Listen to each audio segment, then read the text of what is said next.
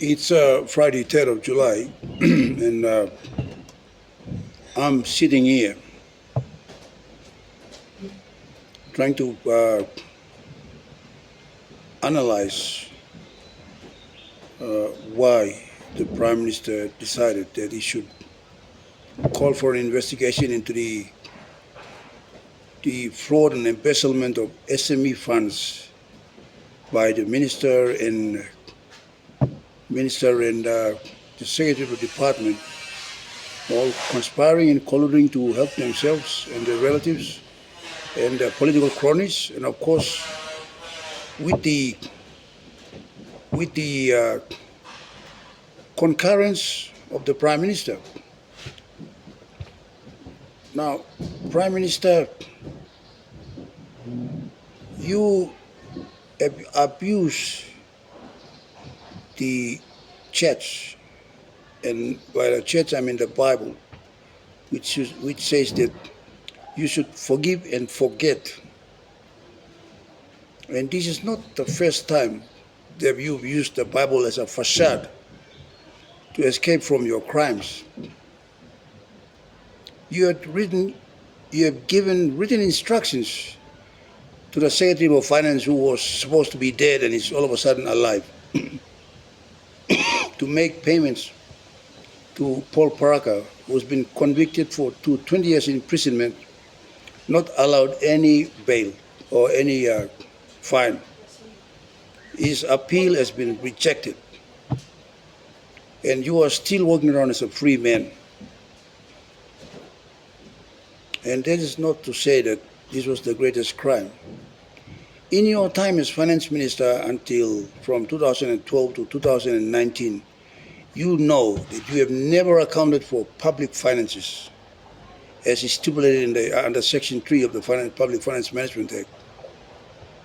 And you also know for a fact, since you are a finance minister, that when you came into Parliament in 2007, under the National Alliance-led government by the Chief, Sir Michael Thomas Sumare, there was an appropriation of almost 700 million for the NADP program, which never reached the small farmers.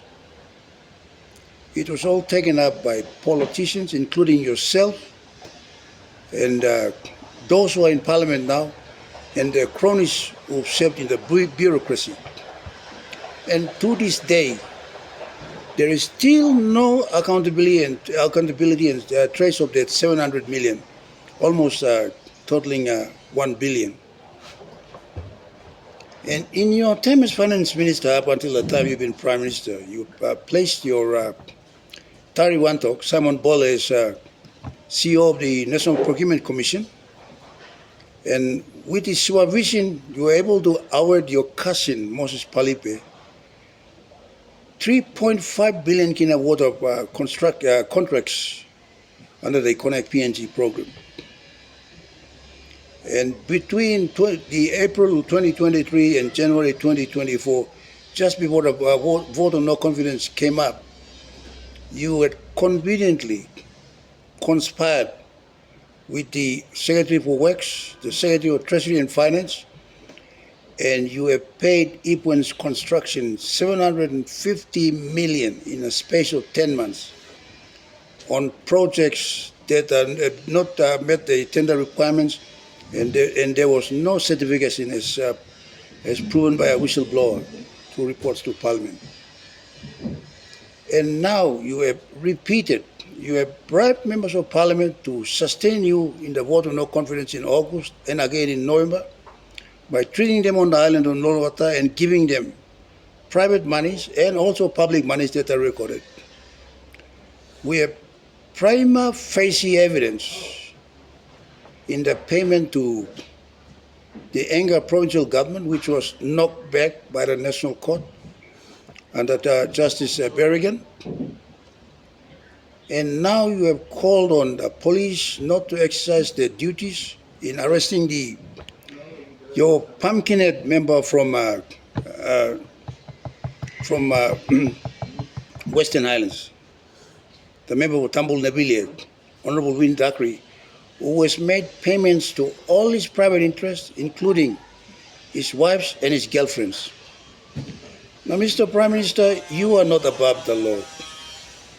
In this instance, you are conspiring and colluding with the Minister for Commerce and the Secretary for Trade and Affairs.